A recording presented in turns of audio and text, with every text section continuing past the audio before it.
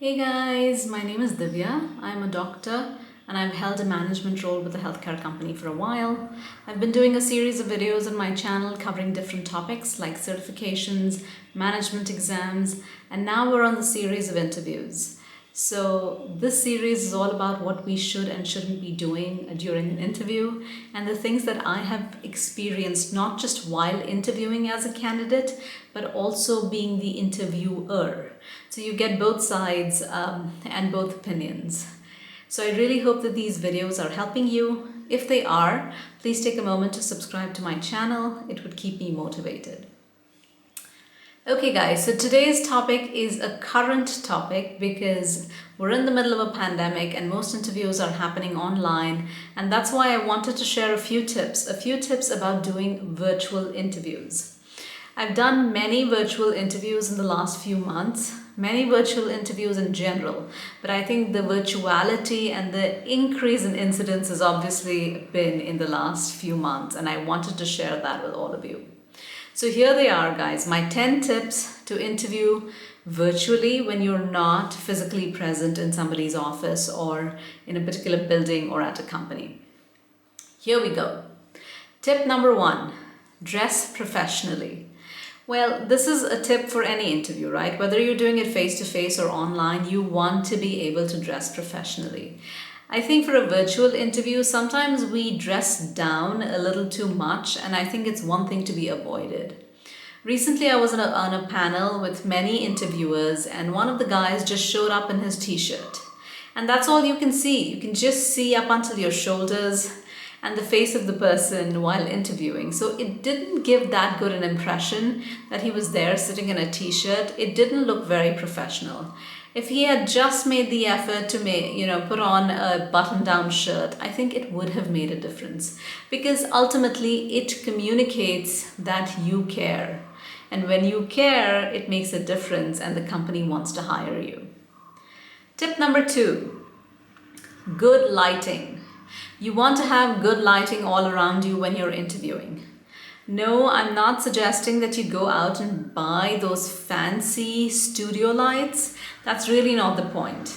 I'm just saying that choose a well-lit area at your house, or if you're interviewing somewhere else, let's just say a friend's house, then choose a good area which is well lit so that your face can be seen properly. It makes it look more real and personal so that we can see each other and we emote better while talking during an interview.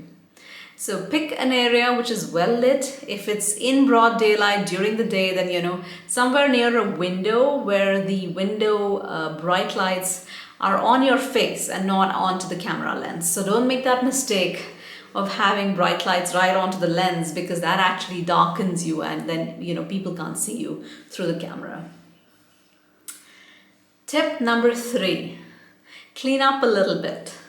So right before I started shooting this video, I cleaned up my place. It sort of gives a good effect. I think just cleaning up the place a little bit, your background would definitely make a difference.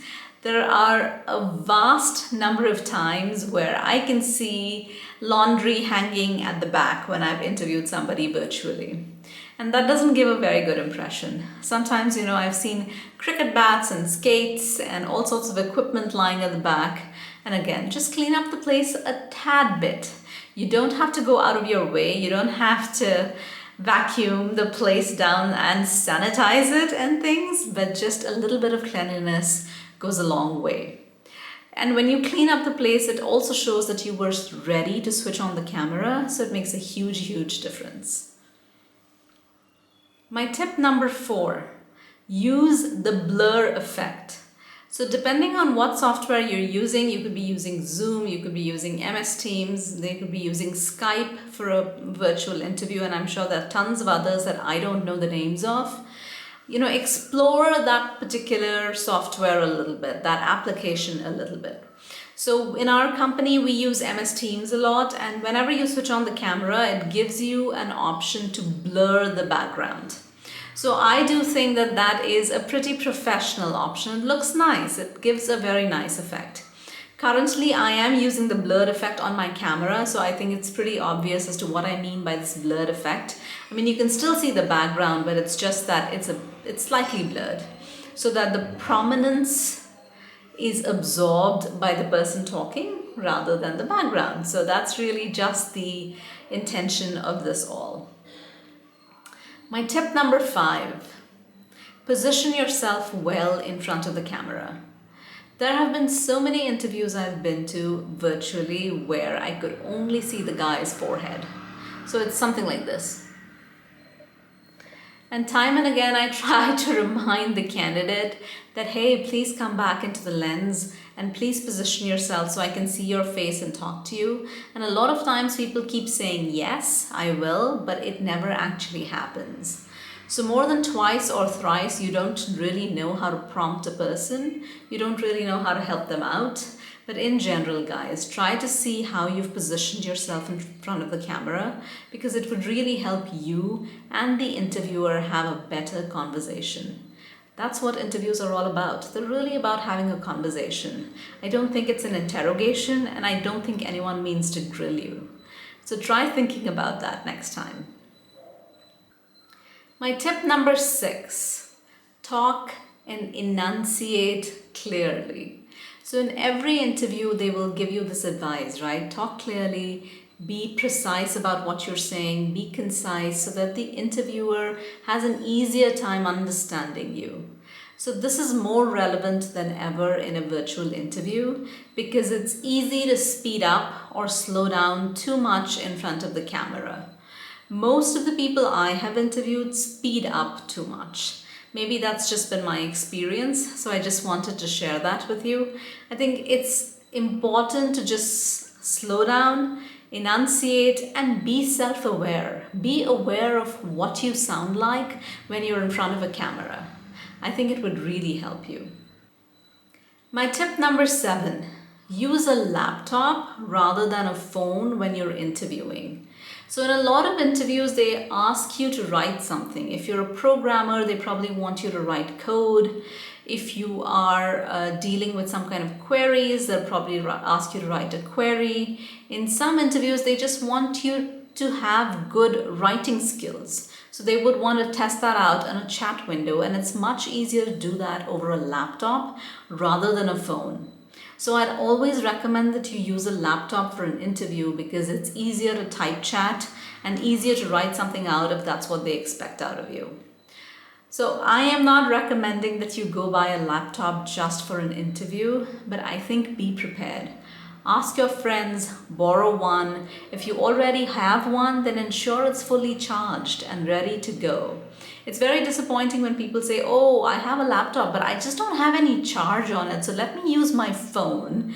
And now you're doing a coding round where they actually have to type things out on their phone, and it's taking them forever.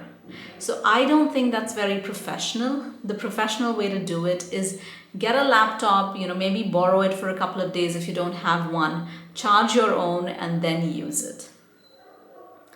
My tip number 7, ensure the internet connection is great.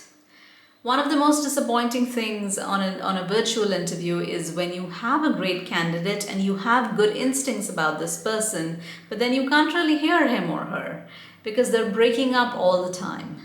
And I know the best of internet connections fail at times, but guys, it's the 80-20 rule. Ensure that 80% of the times the internet is good and 20% here or there is totally fine.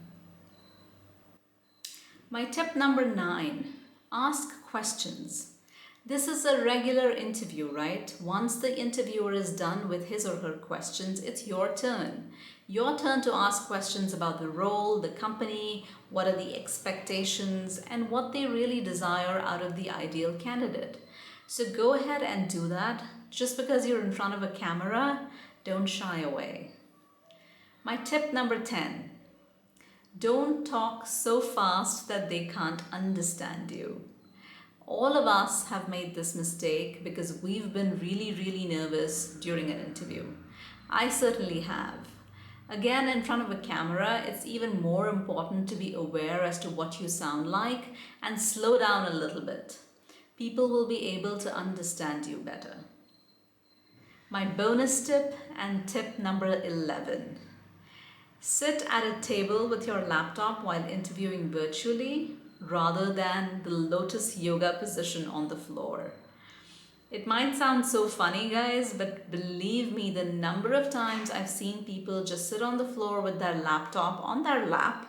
Yes, I know it's called laptop for a reason, but it isn't very professional. When you're at a table and you're talking, your hands move a certain way, you emote better, the gestures are more professional, and I think it just looks plain and simple better.